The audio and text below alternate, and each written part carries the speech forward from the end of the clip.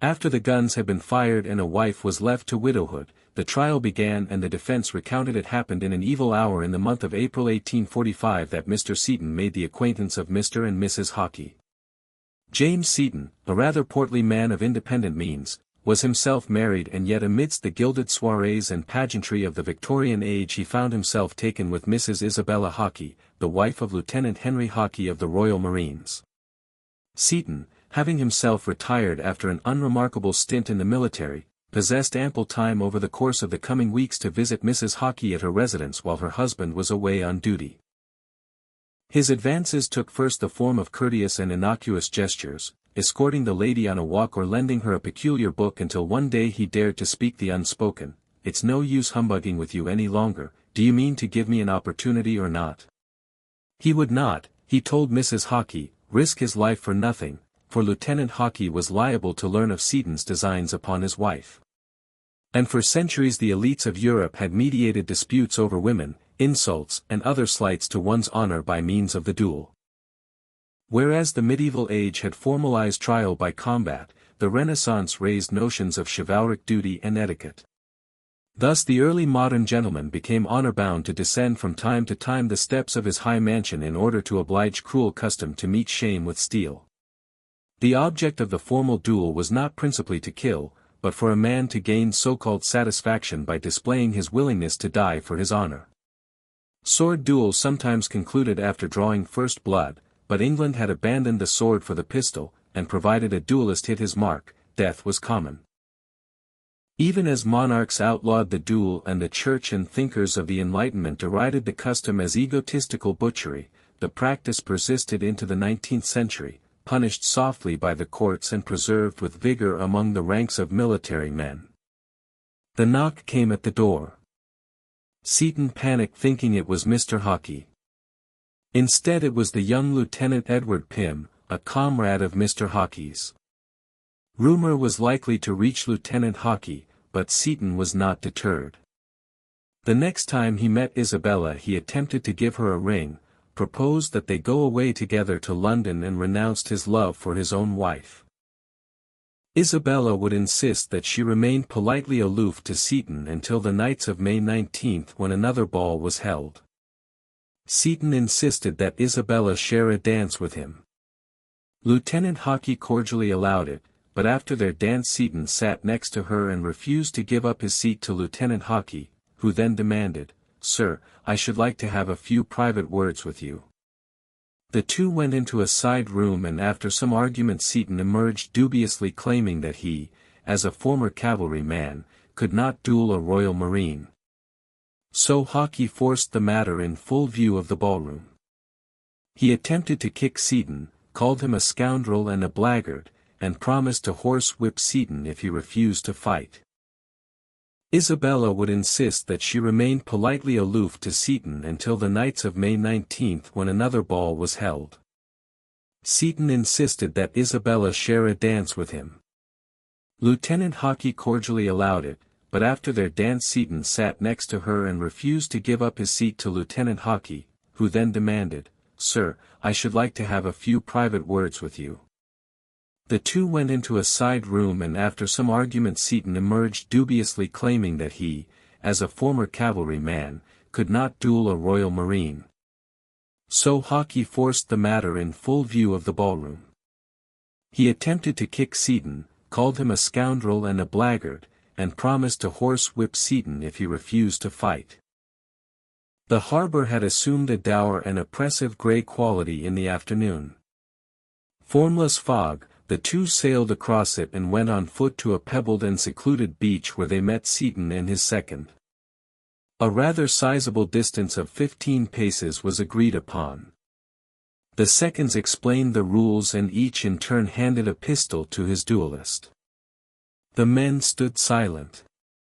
The command to fire rang out, the triggers were pulled.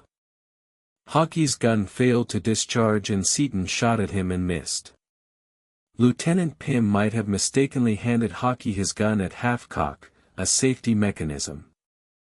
At any rate, both men had proven their courage, and satisfaction should have been gained. Yet it was said that Hockey demanded another round with his enemy. Any respectable second would have rejected the notion as barbaric, but the men were handed their remaining pistols. Again came the command to fire. Seton missed and Hockey shot him through the hip. He collapsed and blood surged from his ruptured artery. Lieutenant Hockey reportedly stood unaffected, said, "I'm off to France," and fled.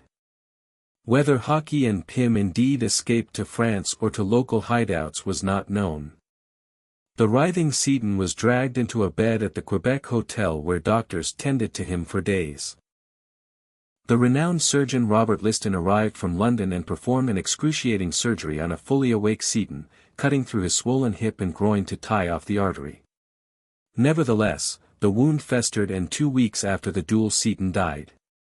Pym was brought to trial for assisting murder. The defense explained to the jury that duels, though widely denounced in contemporary society, answered to an old code of honor by which all were called upon, nay compelled, to measure their actions unless the individual was prepared to sacrifice all that made his life worth having. The judge reminded all that tired tradition had no bearing on English law, which regarded a fatal duel as premeditated murder. The jury did not leave the box. After a few minutes they declared Pym not guilty. When Hockey was brought before the court 3 months later, the jury took only seconds to find him not guilty. 6 years later, Isabella engaged in a sordid affair with one Lieutenant Swain. Henry Hockey might then have wondered whether his wife had invited or at least unduly entertained the lecherous advances of the late Mr. Seton years before. The now Captain Hockey was tormented by reports of his wife's infidelity and remarked, "What is to be done? I have already on this account sent a fellow creature before his God, and am I to do it again?" The last fatal duel on English soil would take place this same year between French expatriates over an insult about an ex-girlfriend. Dueling had all but vanished from English society. Hockey merely forbade Swain to continue visiting his wife in his absence. While Hockey was walking with Isabella one day, Swain approached, greeted his wife and made a dismissive comment toward him. Hockey beat him with a cane. Both were arrested and court-martialed, Swain for treating a superior officer with contempt. Both were acquitted. Isabella soon after separated from Henry Hockey. Estranged from his wife and children, he died of tuberculosis in 1859 at the age of 38. Isabella remarried to a man 11 years her junior. The defense counsel at the trial of Pym had noted that she was a lady of great personal attractions, one whose beauty was once the theme of every tongue. So coveted were her affections and so self-righteously bellicose were her suitors that Seton and Hockey had engaged in a fight which would stand as the last fatal duel between Englishmen in the country. This tale represents the twilight of an ancient code that had governed European aristocratic behavior for centuries. The duel between Seton and Hockey marked not just the end of 2 lives, but the end of an era when personal honor was deemed more valuable than life itself. As Victorian society modernized and Enlightenment thinking took hold, the barbaric custom of settling disputes with pistols at dawn would finally fade into history. The romantic notions of chivalric duty that had once compelled gentlemen to risk everything for their reputation would give way to more civilized means of resolving conflicts.